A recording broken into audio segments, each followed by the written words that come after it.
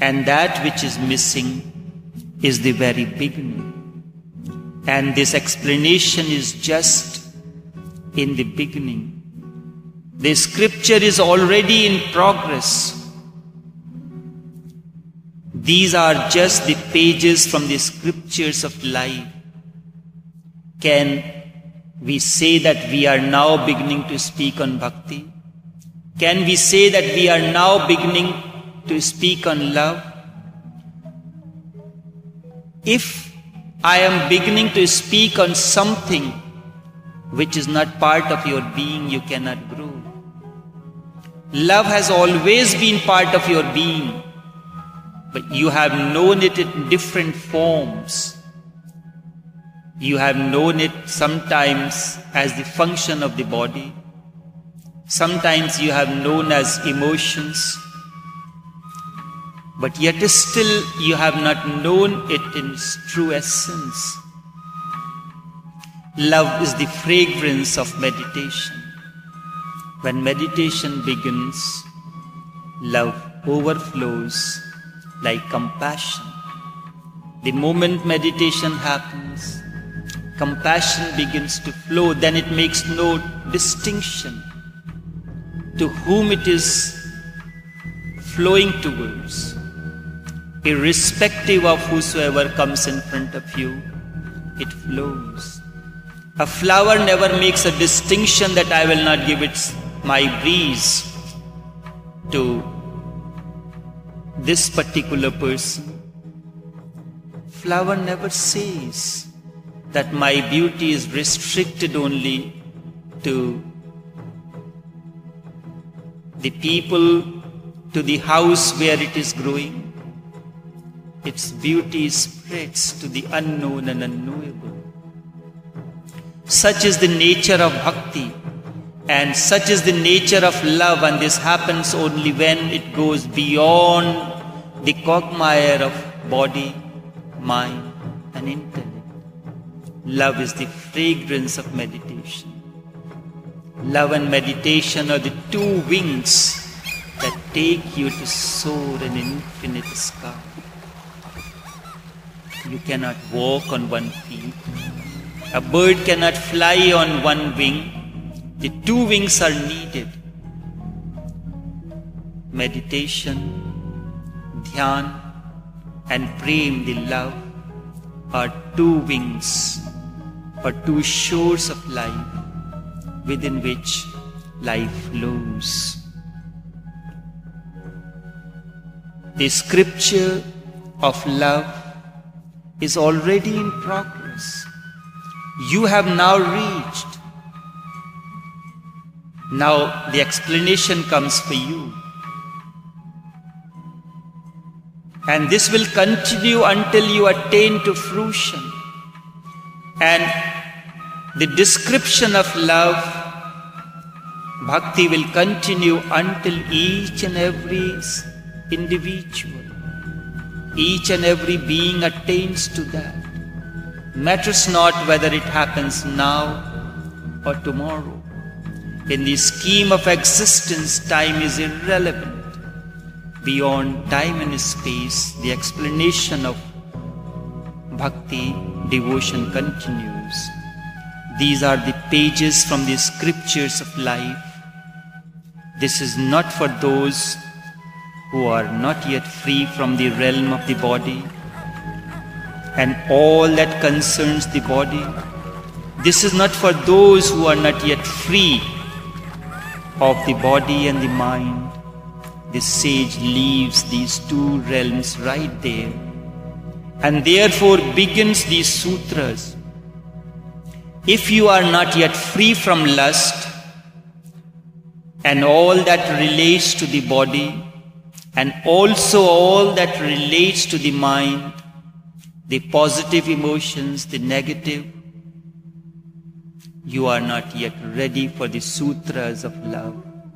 You are not yet ready to enter the realm of devotion.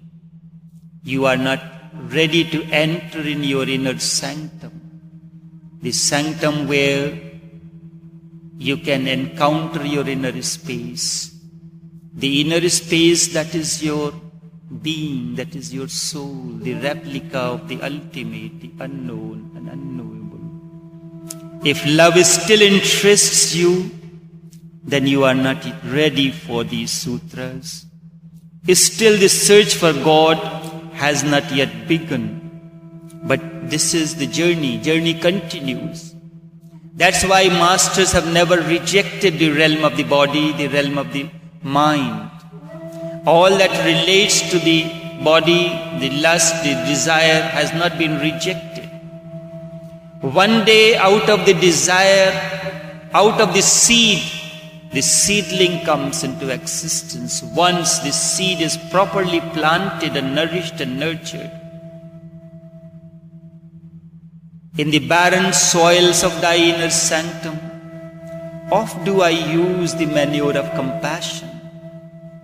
In the barren soils of thy inner sanctum, oft do I use the manure of compassion. Then one day seed of awakening I sow. With the rain of thy infinite bliss, the seed shall sprout. And then reckoning shall reap the fruits at the dawn of new awakening. Never allow the journey to come to a stop. The aspiration should be to go beyond body. Aspiration should be to go beyond mind and all that concerns the mind and the body. One day you will attain to a state when there is no more desire. One day you will attain to that state that the seed has become a tree now. New foliage comes on it, a new life, a new beginning. Then the journey continues. What is more important is that the journey continues. If love still interests you, allow to go beyond love. And then one day you will be ready for these sutras of love, the secrets, the principles of love. Still the search for God is not yet begun. Still you are either the body or the mind. Then you cannot understand these sutras.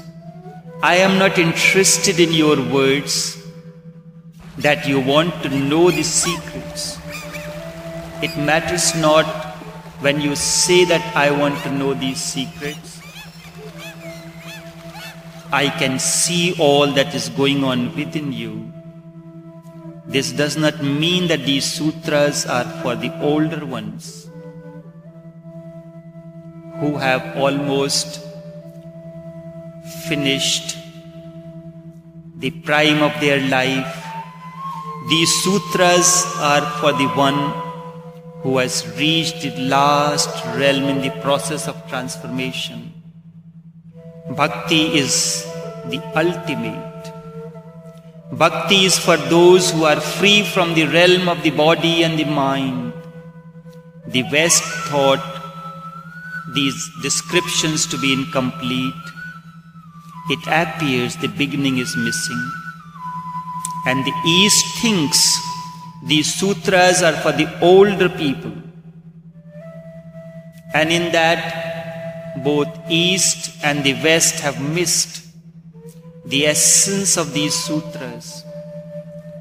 There is a difference between an old and a mature person. Even a younger person can be mature enough to understand these subtle sutras of bhakti.